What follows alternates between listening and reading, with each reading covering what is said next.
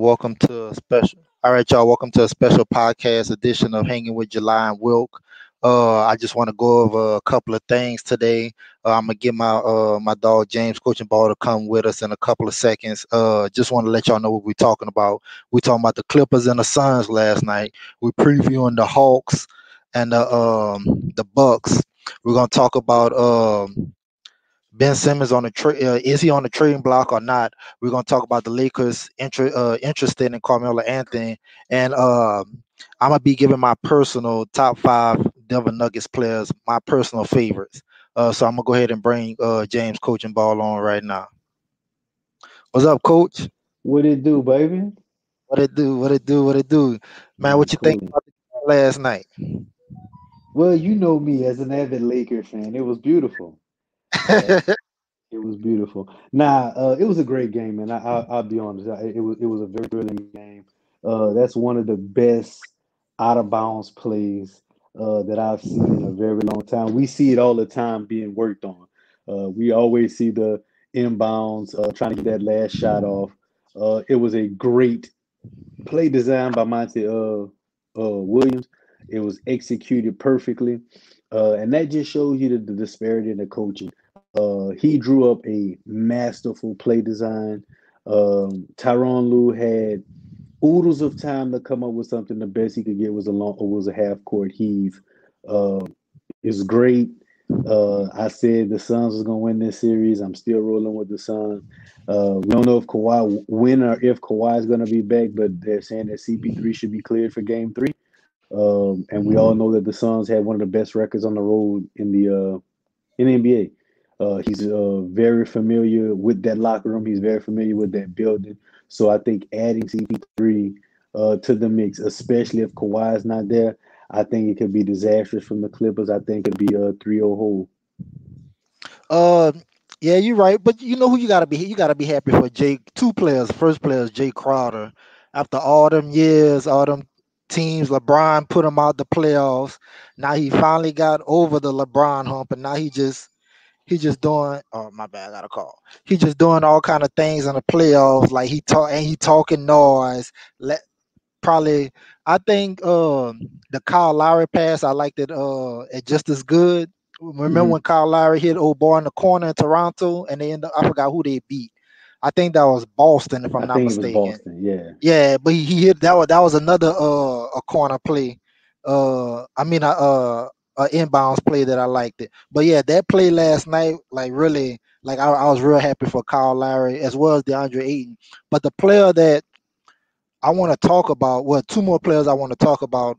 I want to talk about Cameron Payne. People look at the 29 points. People look at the 9 assists.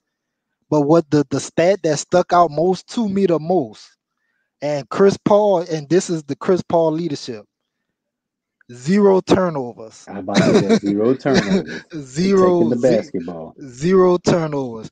And when you look at Chris Paul, I don't know exact, but Chris Paul is the only player that I noticed that's in the top 10 in assists, and he not in the top 50 in turnovers. Right, Like right. for example, John Stockton is number 4 in turnovers. Correct, correct. LeBron is up there. I think LeBron number 1. I think. He's number one. He just passed Karl Malone. Yeah. So yeah, to have that kind of a game with 29 points, 9 assists, and zero turnovers is showing that the effect that Chris Paul has had on him. Right. What's your thoughts about that? Didn't Cameron Payne went to Michigan State? I think so. Yeah, he did. Yeah, yeah. Michigan State. Uh, Michigan State. I always was a fan of him. I remember him and Draymond Green. I'm an Izzo fan. I think Krzyzewski is Hmm. the GOAT, but I always been a fan of Izzo. I read an article how the Chicago Bulls said that they knew that Cameron Artis wasn't an NBA player. Some guys take a little longer to develop. He's very smart. He's very savvy. But Oh, again, like Murray you, State. Murray State. Okay, I Yeah, thought it was German Anderson, Michigan State. Murray I State, thought Murray I thought State. it was Michigan State. I thought it was Michigan State too. Uh, Goes back to CP3. Uh, you can no longer doubt the guy. He is a top 5 point guard of all time. And me and Will talked about this. He's like, you can't recreate leadership, but leadership is transferable. When you have a bunch of young guys, a Booker, Aiden. These are guys that were drafted in the top part of that draft. There wasn't many veterans on that team, so you don't get one thing you miss out is veteran leadership. At the end of the day, there's a reason why young teams don't win championships for the most part because you have to know how to win. Learning how to win is an important skill. People don't take that into account. You don't get some they say, "Oh, I'm a born winner." No, you have to learn how to win. And a lot of times, knowing how to win means doing everything you do not to lose, making sure that you don't do things not to lose, like turning over the ball. Things got hectic. They were up eight, I want to say, with a minute and 15 left on the clock, and Paul George went crazy. He hit the elbow jumper. He gets that rebound. He cuts it to. I think he went up one if I'm not Yeah, mistaken. they took the lead. They took the They lead. took the lead. And again, what I talk about Doc Rivers, Monte Williams calls a timeout. And he sets up his best play. He gets Devin Booker elbow jumper from the free throw line and goes right back up one. But if you look in the huddle, the players were calming each other down. Nobody had their head down. Nobody was, disgusted with each other. Everybody was Breaking up a little bit, coach. leadership from the top down, and that just shows leadership from the top down. Chris Paul has a lot to do with that, man. Yes, yeah. Shout out to Chris Paul. Let's talk about the Clippers. So a lot of people talking about those two missed free throws from Paul George. Do you think that messes with missing those two free throws? Do you think that messes with him? Like in game three, you think when the first time he go to the line in game three, you think it's gonna be mental for him and he end up missing more free throws that game? I don't think it's gonna show up till in the fourth quarter again. I don't. He may be hesitant to be as aggressive. You know what I'm saying? I think that will play a part in his mind, man. Because at the end of the day, Paul George was riding high. Let's not get it twisted. In game six, when he put the Nuggets away, game five, he put the team on his back and he showed out. People started saying, "Hey, man, this is what we've been seeing from Paul George when he was in Indiana." And for you to come out there when basically he knocks those two free throws down, I think it's ball game. If he goes to the free throw line with the ice water in his vein, if he just hits one, they go to overtime. You know what I'm saying? So I think that you go up there and you clank both of them, and you watch his demeanor walking to the bench. He knew he blew it. So I want to see how it affects him later on in the game. If there's another tight game, especially like say the key thing is if Kawhi is not there. If Kawhi is not there and he has to go to the free throw line to knock down a couple of them, I think it's really going to show his character and his fortitude at that point. Uh, so I'm gonna put it like this. I picked the Clippers in six before the series started. I picked the Clippers in six. I think I'm a stick with them in six. I think Clippers they showing that they could come back from being down 0-2 without panicking. Yeah, I think I'm gonna stick with the Clippers in six. But you got the Suns in six? Oh, I'm gonna take the Suns and depending on Kawhi's health, if Kawhi is not himself, because from what everybody's saying, from what the reports is, it sounds like it's an ACL injury. If Kawhi is not the same Kawhi, if Hold he's on, only coach. Hold on, coach. Hold on, coach.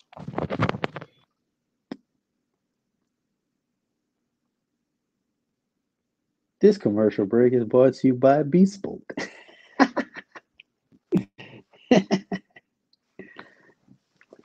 Pardon, while my guy July steps away, man. For you guys just tuning in, we're recapping the Suns and the Clippers game from last night. Uh, Now back from these commercial breaks. Man, kids driving me, bro. Um, Oh man. it's all All right, good. what we was talking about? Yeah, yeah, you still got the Suns, huh? Yeah, I'm still going with the Suns. Man, If Kawhi is not healthy, man, I'm gonna say Suns in five. nah, man. I'm gonna stay with the Clippers in six. How many points Reggie Jackson had last night? About 16, I, 17, something like that. yeah, and that was a point that I said on the last podcast. Uh, are you gonna expect 30 from Reggie Jackson every night? That's the thing right there. Are you gonna expect Reggie Jackson to come through with 25 to 30 points every night? I'm not saying he's not capable, but I don't think he has that consistency in his game to continuously drop 30 points. And again, Devin Booker's cooking, and Devin Booker had an off night last night. DeAndre Ayton played big.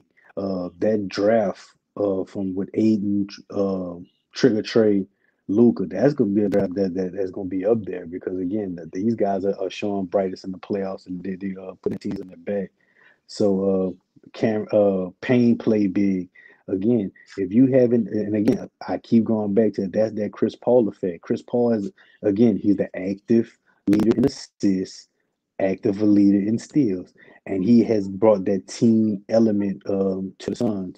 If they keep getting that type of production, it's gonna be hard to beat those guys, man. Especially if Kawhi is not healthy. Um, I mean, I think Reggie Jackson. I think he gonna have a big game at home. Now you're right. Clippers was absolutely that was the game for them to steal in Phoenix. Yep, If they was gonna win one home game in Phoenix, that should have been the game right there. it was So it for so now they're gonna have to hope Devin Booker have another bad shooting night. Um, because I don't know. I don't remember exactly how bad he shot, but he shot real bad. 5 for 16. He was 31% from the field. So last night was the night for the Clippers to win. Like, but That was it. I gotta win in the next two. I gotta win in the next two. And then once you win the next two, it becomes a 3 game series. Yeah, responding to Jeremy Anderson. Well, what up, Wilt? What up, Wilt? Shout out to Wilt. Shout out to Will. Half of July, hanging with July and Wilt. But yeah, Aiden said the 2018 draft class was the best ever, was the Yes, greatest sir. ever. The, I mean, you got to get some people. You got to get some people in the Hall of Fame first, not just playoff runs. You got to get some people in the Hall of Fame my bad. before we.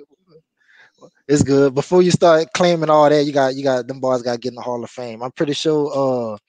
Sam Perkins had a good year in the '84. Sam Perkins had a good year too Yo, with Seattle with the Lakers. hold on, But man. My audio. oh, go ahead.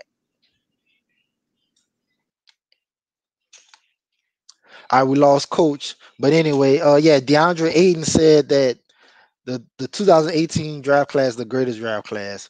I'm not going to agree with that. It's a great draft class. I'm not going to agree with that, but it is what it is. Let me go ahead and bring coach back on. Yeah, I had a call, kicked me out. It's But yeah, good. It's let's slow down on that, man. We talking 84, 96 could be one of the one and two greatest drafts of all time for Alabama. Let's slow down on that one. Hey, but I think Wilk watching, so we're gonna get on Wilk. We're gonna get on Wilk team right quick. We're gonna talk about game one between the Hawks and the Bucks. Now, I picked the Bucks to sweep them. Right. It is what it is. But I mean, I don't know. I don't know. Maybe Atlanta could make this series interesting. I know the Bucks won 2 out of 3 and during the season, but you can't really count that because Atlanta definitely not the same team they were during the season. And I think Trey Young missed a couple of games if not mistaken. Right. So who you got winning? Who you got winning tonight's game? Man, I got Atlanta on this one. Um, what the Bucks do extremely well is they protect the rim and they stop, what I'm saying, that paint activity. What do the Hawks do very well? They're a shooting team. So it's going to be a contrast of styles. The matchups is what I want to keep a close eye on. Battle. I'm saying that is going to be the cross matchup of who do they decide to throw at Giannis. My guess would be John Collins. He has good lateral movement, good quickness, but it's going to be a lot of interesting, intriguing matchups, man. Like I say, I'm rolling with the Hawks because, like I said, I just think that the confidence that Trey Young is playing with right now, uh, uh, it's kind of hard to doubt the kid, man. Even when he has a quote unquote bad shooting night offensively, he's getting everybody involved. He's seeing the court with just amazing court vision right now, man. He had a couple of passes the other night where it was just like, God damn, how did he see that guy cutting? So, uh, and but if Middleton doesn't look for his shot, Because again, I always said Middleton is a key to this piece. You know what Giannis is gonna do for you. You kind of know what Drew's gonna do. If Middleton gets into that 2 for 13 mode, that 1 of 7 from three, and he's not hitting, the Hawk is that plays everything that plays into the Hawks' favor. Uh, I don't know, bro. I'm looking at the Hawks. Trey, you 100% right about Trey Young. I said it while I was really watching him last game. Even though when he was having a bad game, I said, man, dude is a magician out there. Like, and Will he was telling us about the floater. Like he get past your guard. Either you gonna come up, he gonna lob it to whoever was Capella or Collins, or he gonna just hit the floater. And right there, lose situation. Right, right. Uh, I think Drew Holiday. I don't know if he took a step back defensive wise, but he's still a pretty good defender in my eyes. He's still a pretty good defender. First Uh, team All NBA defender. I'm not expecting Drew Holiday to hold Trey to 19-8. I'm not, Yeah, it's I'm not just gonna happen. I just want him to make it tough on him. I just want him to make it tough on him. I And got you. I noticed you said put Collins on Giannis. So as far as Capella goes, you leave Capella on Lopez. Yeah, that because Capella is a great help side defender. I really think that he's an underrated defender as well, man, because he covers some goddamn ground. I will say that the guy he moves extremely. I was wrong about Capella. I thought Capella was simple pick and roll run guy. He actually has offensive move, but his defense is very underrated. So I think that'd be a good that's a great cross matchup. The key is when they go decide to go small and put Giannis at the five. That's the one trick that Bud has in his back pocket that I want to see that when he pulls it out, how does the Hawks adjust to that? Hmm. So I think tonight gonna be a close game, but Vegas got the Bucks winning by 8. Mhm. I Hey, but think I go ahead. I'm sorry. Go ahead. no, I was gonna say I think it's gonna be a little closer than that. I think it's gonna come down to like the last two possessions or whatever. Bucks are gonna win by 3 or 4. Uh, but like I said, they thought I was joking when I said Milwaukee is gonna be a hard sweep. When I say it's gonna be a hard sweep, I mean every game gonna be close. But I just have the Bucks winning all those games. Atlanta's a good story this year. Hopefully Trey Young could get on the Olympic team. I know a lot of people committed, including Durant or whatever, Hmm. and Damian Leonard. Hopefully, Trey could get on the Olympic team. But yeah, I'm gonna still roll with Bucks and four. Yeah. I'm still roll with Bucks and four. And you You see, might have to fight Wilk. oh, he gonna let me have it as soon as Atlanta win one game. He gonna Oh boy, he is going off. he gonna let me have it. He gonna let me have it. Yeah, yeah. Look, Vegas had Philly winning by 8, but like I said, well, I think that's too much. Like I think tonight is actually going to be a close game. One of them LeBron games, one of them fill out games, what LeBron like to call it. Right, right. Um, what we got next? What we got next? What we got next? Oh yeah, Ben Simmons, your boy, Ben Simmons. I'm glad I got to talk to you about this one on one. Gotcha. Because we always got a lot of interruptions when we get on the Ben Simmons topic. I always got Right, a lot right. of interruptions. So, man, what you think? What's your thoughts on Ben Simmons? Should he get out of there and Philly and start over, or you think they should try to work it out one more year? Well, I'm gonna start with Philly. Philly had to blow it up completely. That that team has run its course, and the East is getting better, undoubtedly. Um, Ben and Embiid never fit together. Um, they get in each other's way too much, and being that Ben is not a shooter, it messes up the space, and so Embiid can't really take advantage of his matchup in the post. I put a post in the group and people thought I was crazy. All the trades don't work. The move is to send Ben to the Warriors. I firmly believe that. I think he would fit perfectly, and it's a win-win for both teams because, like I said, they have to blow it up and fill it and build completely around Embiid.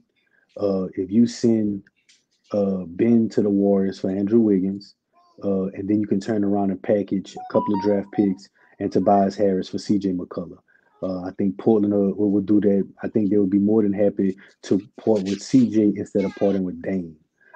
And what they would need for CJ, they need a bigger wing that can play defense and can also help with the scoring board. They're just too small in Portland. That's their biggest issue. They're just too small. Tobias Harris helps that. Ben needs to be surrounded by shooters.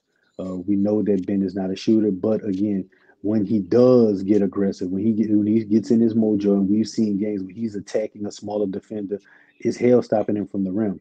You send him to the Warriors, and now you have Steph and Clay, two of the best shooters of all time, coming off screens. While the defense is worrying about coming off screens, and Wiseman has a decent outside shot, that creates natural running lanes for Ben. Somebody said Ben for Bill. Washington not doing that. Washington is not trading Ben for Bradley Bill straight up. That's not happening. That's a dream that would never come to fruition. Um, but in order for them to totally rebuild, they're gonna have to get rid of Ben. Ben time. I'm Ben. I'm putting up my whole house on the market right now. And again, as the Warriors, if I'm looking at it, they become a top five defensive team automatically. You add Ben Simmons with Klay Thompson, one of the best two-way players in the league, with a former defensive MVP in Draymond Green. You have the ability to match up and lock up the opposing team's best three offensive players, and allowing Steph Curry to play that Roma and hang around and not always be put in compromising situations. Um, that's what I would do if I'm the Warriors, and I know the Sixers gonna listen to it. The Sixers would listen to any Ben Simmons offer right now. Right now, they're weighing the option of taking three washes of dry and a player to be named later for Ben Simmons just to get him out of a 76ers jersey. So I think it is time for him to move on. Um, and if I'm the Sixers, I really have to think about from top down. I've said this for years. Doc Rivers is an overrated coach. He doesn't develop talent. He's not good on in-game adjustments. He doesn't manage the game well. So if you don't manage the game well as a coach, if you don't make great in-game adjustments and you don't develop talent, what do you do? He does well with established talent, as we've seen with the Boston Celtics. He has established talent. He has that. He's the adult in the room. Let me say it like that. People follow his lead. And he knows the game. Let's not get that twisted. I'm not saying he's an idiot by any stretch of the imagination, but you need. It's definitely a different voice needed in that locker room. He's an upgrade from Brett Brown. I will say that he's an upgrade, but he's not the answer. And again, it's time to completely build around Embiid. Embiid is starting to come into his own. He does have his injury questions. Let's not make that mistake. But Joel Embiid is a top five player in the league. When healthy, you can't name five players better than Joel Embiid in the league, and you can't name five people that give him problems in the league on the either side of the ball. So you have to completely build around Embiid. You have to move Tobias Harris, and you have to move Ben Simmons, and you get you a point guard and another wing to help that. And like I said, that's just I looked on. I actually did a little research on it and just going through contracts and going through the best. It's a two-part trade. You get Ben Simmons out of there, and you get back Andrew Wiggins, who can give you 22. He plays good defense. He's not scared to attack. He has had the offense run through him while he was in Minnesota, so he's not scared of the moments, and he's a good rebounder. And you get a CJ because you don't need a point guard. You need a ball handling guard, somebody that can get their own shot, somebody that can work the pick and pop, somebody that can attack their matchups. And I think they can remold themselves in the offseason, and everybody wins in that trade scenario. So when you said Philly blowing up, you just particularly talking about Ben Simmons and Tobias Harris. When I look at when you tan down your big three, well, and I'm not saying they're a big three, but when you're separating your three top assets, let me say it like that. When you Gotcha. when you when you're dismantling your three top assets, that's what I mean a blow up. Because you think about it in the NBA, if we know anything from the playoffs, if you go look at a box score, only 7, 8 people play. You know what I'm saying? That ninth, 10th, 11th, 12th man is great to have in the regular season to give you guys blow. They're great if you have a 7 and 8th guy to come off the bench in the playoffs to give you quality minutes. But for the most part, playoff rotations get down to 7 men. So when you're talking about teams that have championship aspirations, it's about that top five. You know what I'm saying? And really and truly, if you got two superstars, you can build everything else around it. But you have a superstar in Embiid. Well, but he's a star. He's a emerging superstar in this league. I think if you can add some complementary pieces to him, that's not going to all be about not wanting to conform their game, and can actually help him on both sides of the ball, you'd be all right. As far as the trade scenarios go, um, I personally would like if Portland would get Simmons, because Portland they're gonna have to trade CJ, and to trade CJ, in order to trade CJ, they're gonna have to make Norman Powell that definitive second scored option. So if you make Norman Powell that definitive second scored option, and you trade CJ for Ben Simmons, that's a trade I would do straight up. I would do that trade. I would actually do that trade set straight up, because CJ third. The reason why, not because they're the same talent wise, is because the fact that CJ is 30, Ben Simmons is 24, and the money match up. Hey, and Uh, that was my point about everybody like, oh, with him and Draymond Green, they'll both be useless. Hey, man, Draymond Green is 31 years old. How much longer of high quality defense you think he's gonna? How many more years he's gonna be that defensive MVP candidate? You know, a top defensive player in the league. You're gonna have to start having him come off the bench, y'all. You're gonna have to move him.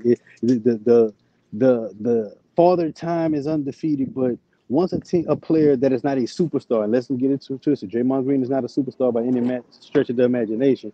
Non-superstars, once you start getting to that 31, 32, if they don't have just a dedicated offensive game, they kind of fall by the wayside. so moving CJ to Philly will put CJ and Seth Curry in the backcourt, Right. and then you See, have what's up? uh, and that's why if you look at my post, I put CJ involved in that trade with going to the Warriors, going to meet his brother, for the simple fact I don't feel that Seth Curry is a starting point guard in the NBA. You can get away with it.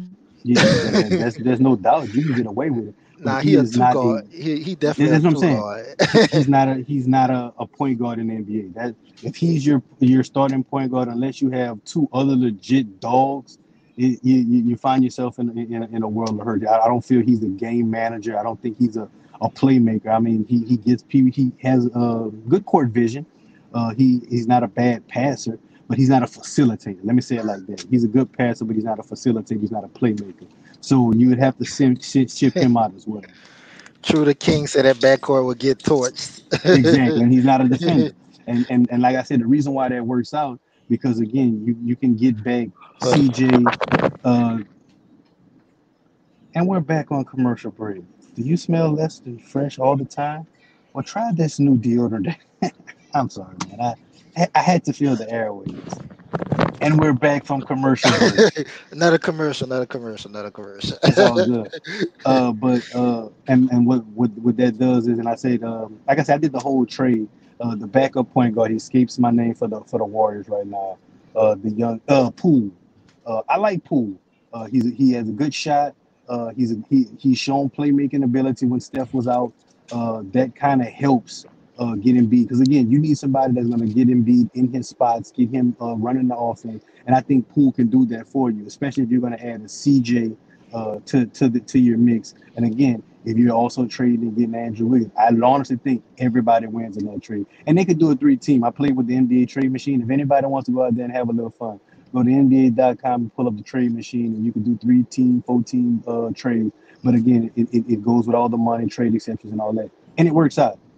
I think everybody will be happy with that trade. I think it gives the Sixers a chance to move off of no shot Ben, and it gives the Warriors a chance to kind of reconfigure and retool themselves to take the pressure off Steph.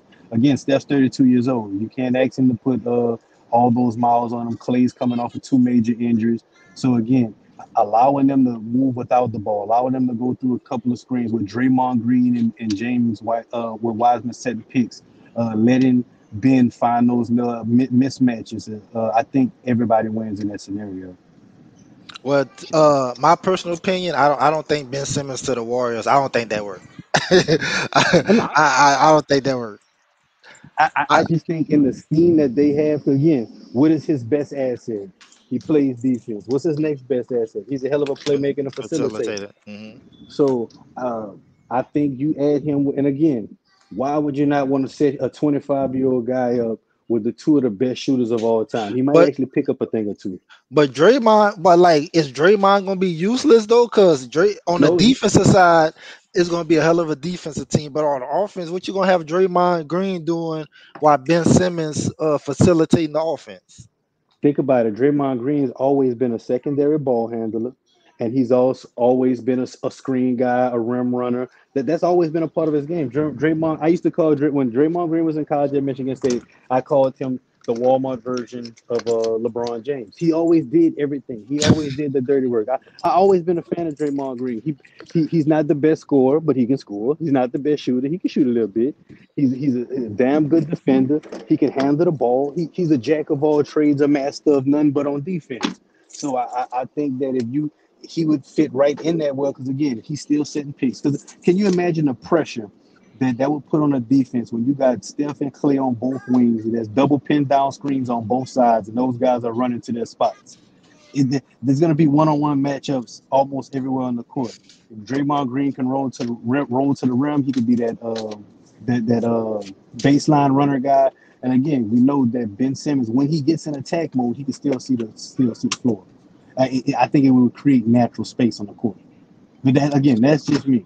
So I personally think that Ben Simmons to Portland with Dame and Powell, that would work better. Because Dame, we know Dame could be a point guard. He is a point guard, but he is naturally a shooting guard.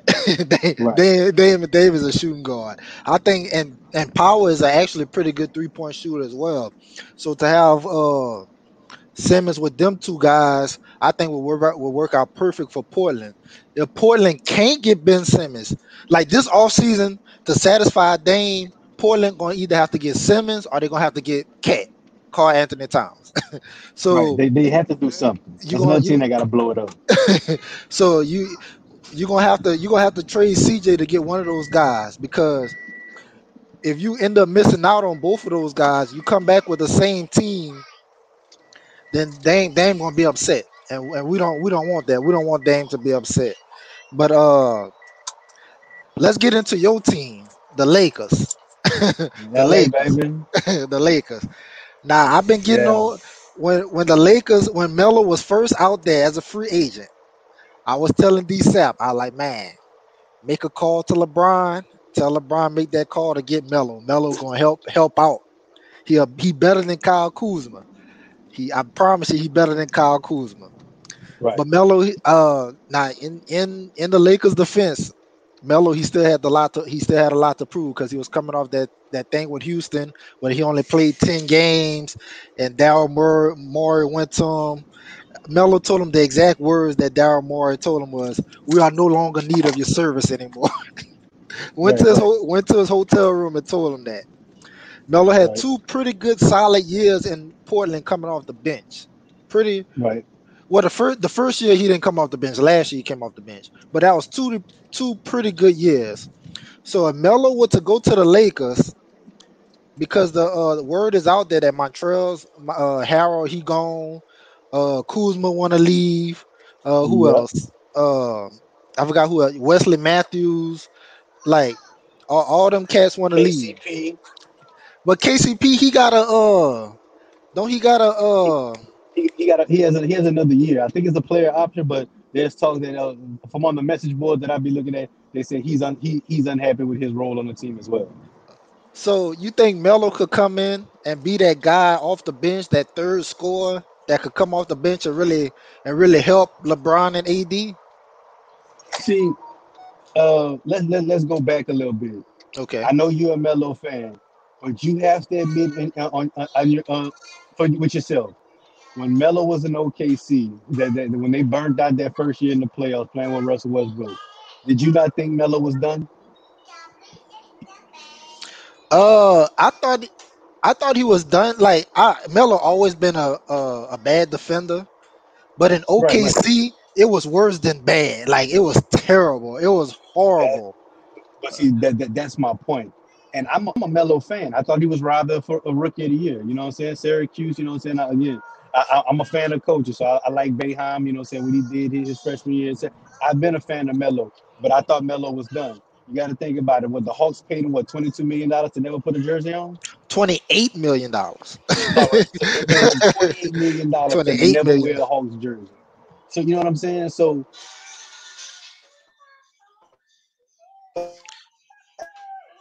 You freezing up, coach.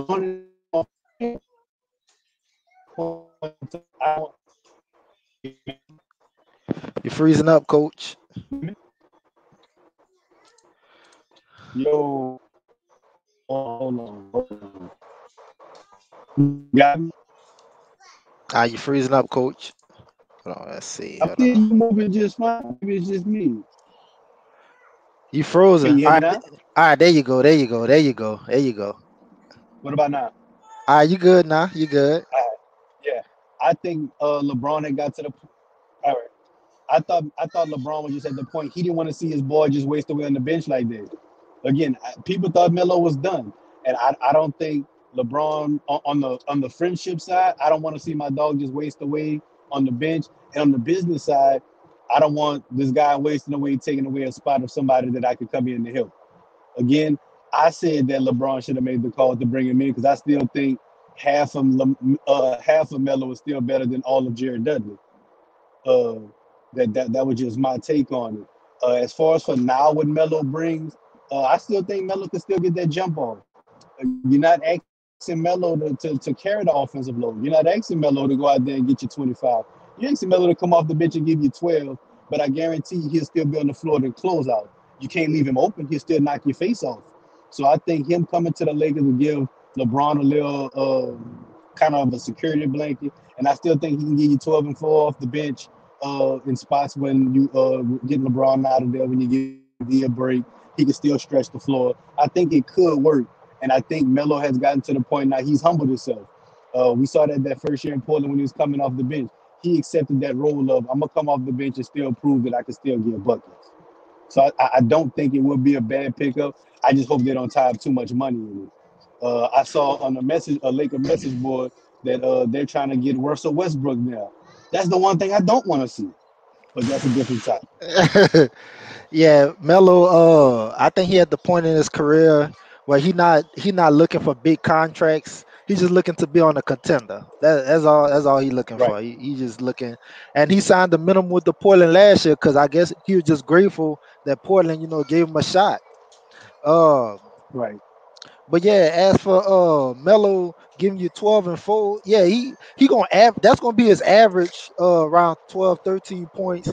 But they got games where he could come in and he could like when AD and Melo in the game and LeBron on the bench, Melo could carry that scoring offense. Like there was Oh, game. now don't get me wrong. I'm not saying that's all he's going to give you. Like you say, that'll be his average, 12 to 13 points a game. But like you said, there's going to be games where AD rests or LeBron rests, and he's going to give you 20.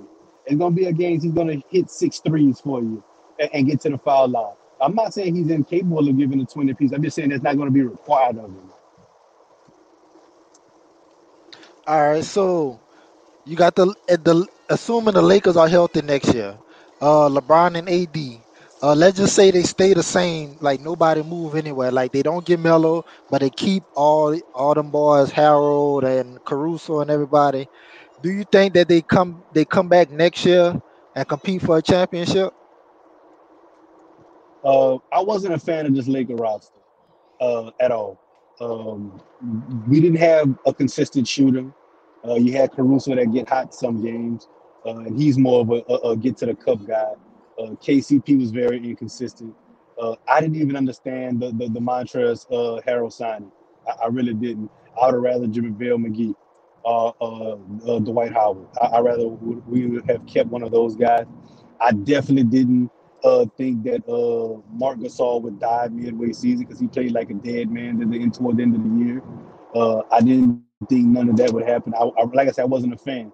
Um, if the Lakers are healthy, 100% with the same team, I think they have a chance to get to the finals. But I think if Brooklyn is healthy, they still win the title. All right. So the last topic I wanted to I talk don't see about. us matching up with that with those guys. Nah, Brooklyn. It took uh it took Milwaukee 7 games to take a non-Kyrie and a one-leg James Harden out the And a playoffs. So half of I James don't. Harden. Yeah, I don't know. Exactly. Exactly. So I asked in the group, Steve Nash, does he deserve some blame? I asked that in the group. The reason why I asked that in the group is because you remember when Steve Kerr came in with Golden State, won the championship his first year. He was getting he was getting a ton of credit. So Steve Mhm. Nash, he actually loses in the first year with uh with the Nets. To me, I didn't see any kind of adjustments made. I think he was just out there, Mhm. letting Durant do his thing. I didn't see any type of adjustment, any type of plays. I didn't see any coaching. That's why I asked, does he Uh, deserve some of the blame? What you think? uh, I'm gonna go with no on that, for the simple fact, man, this man has never coached before. I don't know if he coached Little League before. He was a great point guard, and we all know the NBA loves to have head coaches with point guard experience, i.e., Doc Rivers, Tyronn Lue. These guys got a head coaching job because they ran teams from the point guard position because they always say point guards see the game differently.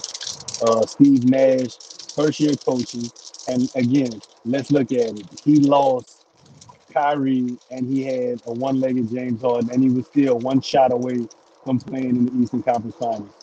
Um, I think he's going to get better. He wasn't good with in-game adjustments, but he had a couple of decent out-of-bound plays that I saw from him. Getting guys to their spots, a couple of nice double pin down screens to get good looks for guys. But you got to think about the system that he played in.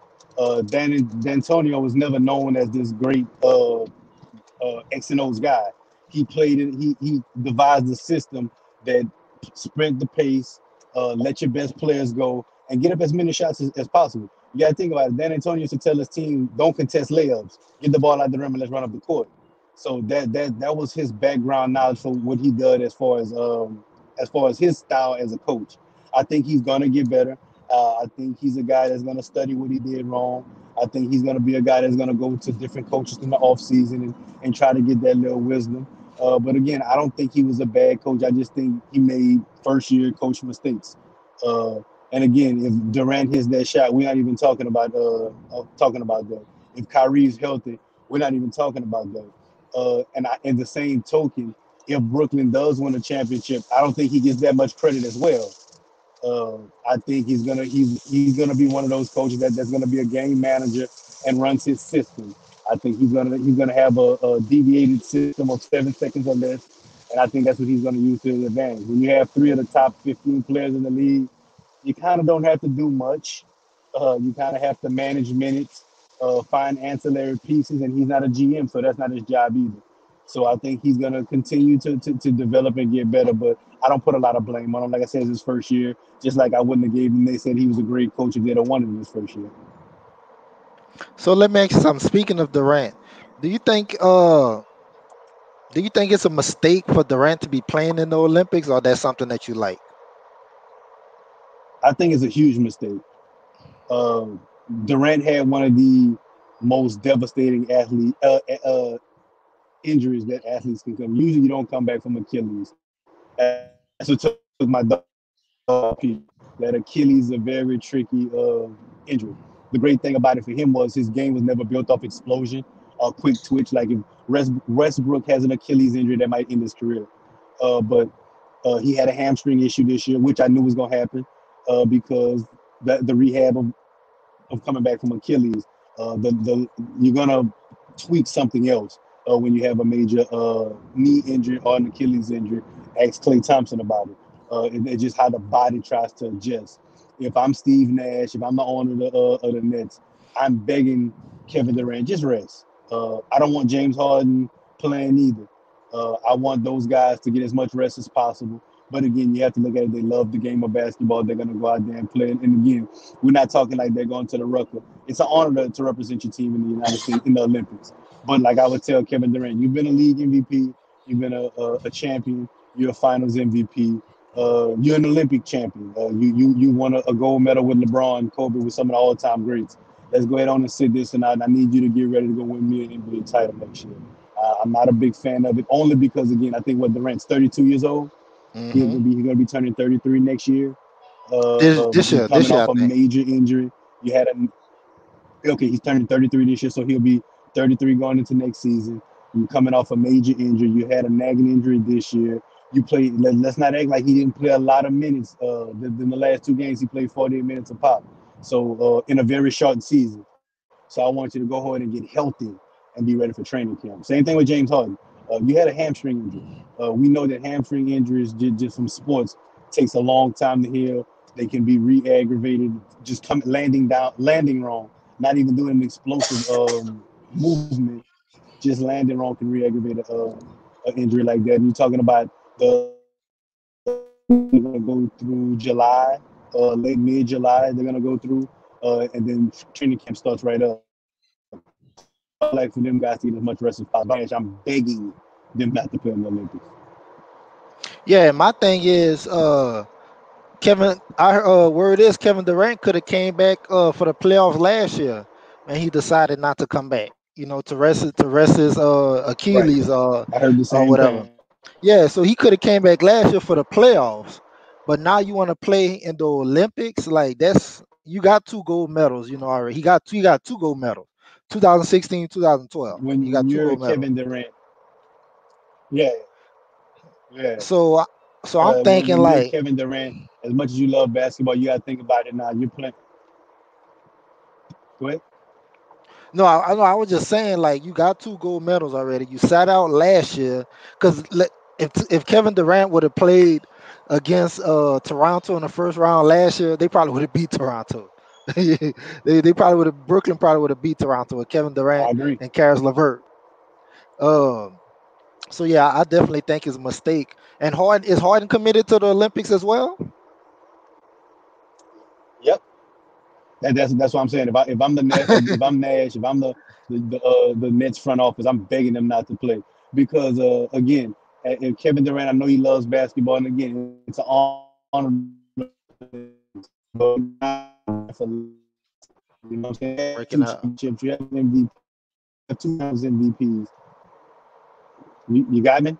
Yeah, I got you now. Can you hear me? Yeah, I can hear you now. Like I said, he has he has championships, regarded as one of the greatest scorers in NBA history. Right now, you're playing strictly for legacy at this point.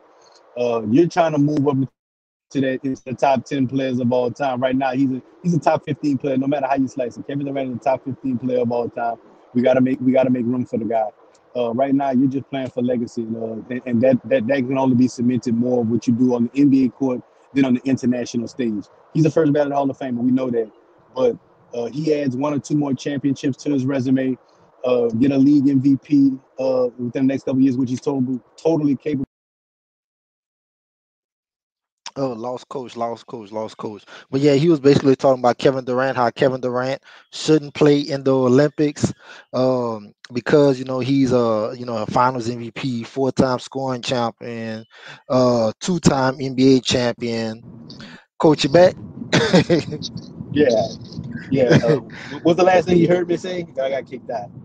No, what I was just saying, I was just picking off what you were saying. How Kevin Durant Okay. is a 2-time Finals MVP, got 4 scoring titles. Nothing he could do on the international stage could move him in the greatest player of all time list. He a top 15 player. Another 1 or 2 championships with another MVP would solidify him in the top 10. But Right. yeah, I was just basically repeating what you were saying. Yeah, yeah. That's what I'm saying. He's trying to go down there as the third best forward of all time. That's what he's playing for right now.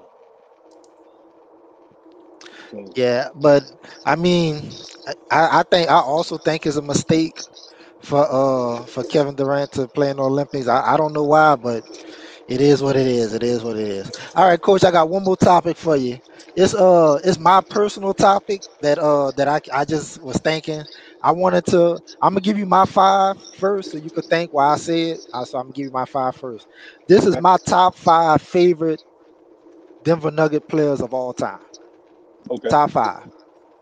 At five, I got Jamal Murray.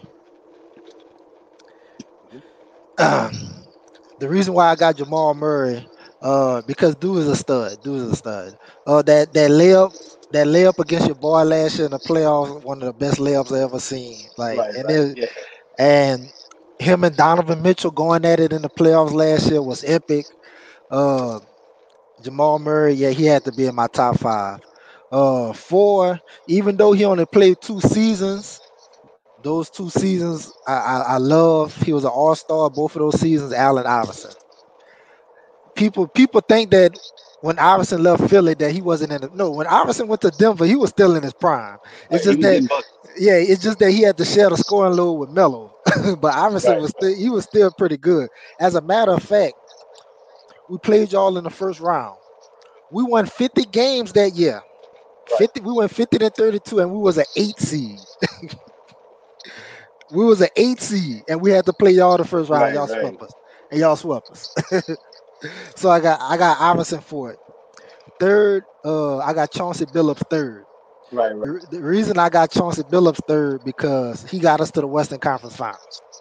When I say, I'm not gonna say he got us, he brought on that winning mentality he brought from Detroit, and he brought it to Denver, and he was the perfect point guard to pair with Melo, and we ended up getting to the Western Conference Finals where we lost to the Lakers in six this time though. We lost in six. Uh, so Chauncey Billups, I got him three. Number two, I got MVP. I got Jokic. Number two. I mean, I don't have to say why Jokic my number two. I mean, dude is just. I mean, people. I'm not gonna say people. I'm gonna say most young people think that some guys like Jokic or guys like Joe Ingles can't guys like that were playing in the 80s. They think Right. those guys like Exactly. that can't play in today's league. Well, a guy like Joe Ingles and Jokic are proving it wrong. Facts. Facts. And Jokic just won MVP. You know, he led the team in almost everything. And of course, number one, you already know, Carmelo. You already know. Carmelo came into the league in 2003, brought the Nuggets to the playoffs, and brought the Nuggets to the playoffs every year that he was there. Yeah. This is true. So yeah, that's my top five Denver Nuggets players of all time. My personal favorite, top five. Right. Right. So you want to hear my personal favorite Nuggets? Yes, sir. Uh, I'd have to say I'm gonna go with you at number one. I'm gonna go in descending order. Melo. Like I said, I was a big fan of Melo. He was a certified bucket getter. Man, Kobe. Well, like I said, my favorite player of all time. Kobe used to say that was his hardest matchup. He had everything. He could pull up that hesitation, that jab step, he back you down. Melo was that dude. Hey, Wilk Number said two, the boo. joke. Wilk said boo. Wilk, we're gonna do the Hawks when you on the podcast, Wilk. We're gonna do the Hawks when you're on the podcast, my dog. Yeah, and you gotta let me get a top five Lakers in there, but we'll do that another time. Number two, the Joker. He's MVP. Uh, Joker, man, dude's amazing, man. I always said that Chris Webber was the best passing big man. He never gets the love that he deserves. I think that Chris Webber was one of the best passing big men of all time that I'd ever seen with my own eyes. I wasn't totally paying attention to Sabonis back then, but I thought that Webb was just that man. Jokic has taken that and put that completely out of reach. I have never seen a 7 footer with the court vision that this guy, the playmaking ability that this guy had. And just to piggyback off what you said, he led the team in scoring, rebound, assists. Uh, I think he was point one away in steals, and I think he led in blocks, if I'm not mistaken. So I mean, he was top two in every statistical category on the team. Uh, Yeah, Jokic. Matter of fact, Jokic like I thought my favorite uh passing big man was he was on Chris Webber team in Sacramento was Divac. That was my favorite Lottie. big. Yeah, that he was a nice big man too. But I Oh think yeah. Jokic took his passing skills and just upgraded them. like, Oh, Jokic take it to a whole nother level. oh no, I show love to Vlade. That was part of the original Twin Towers in the Lakers. It was Vlade and Shaq, and he got shipped out for Kobe. I think we won that trade.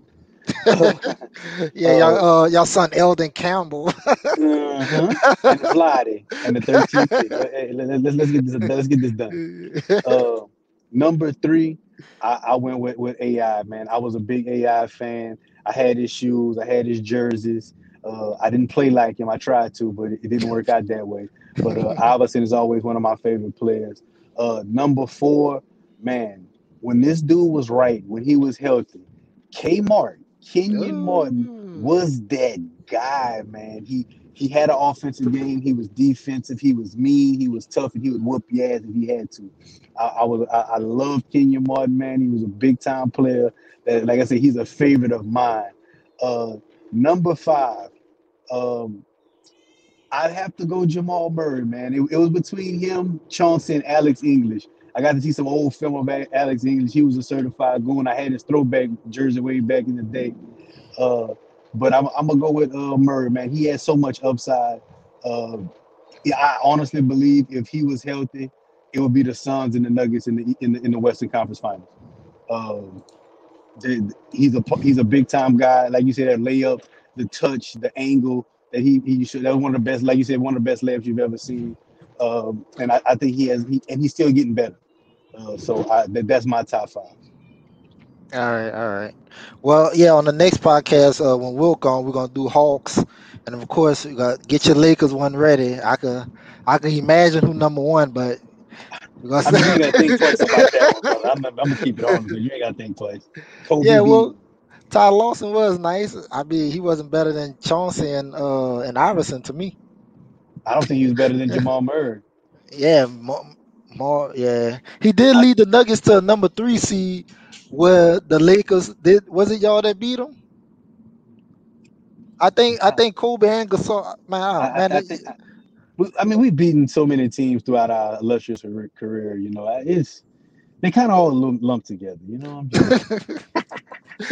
And I will give Ty Lawson one thing. He's one of the fastest guys I've ever seen with a basketball. Like he was the original Westbrook. From as far as baseline to baseline, he could move.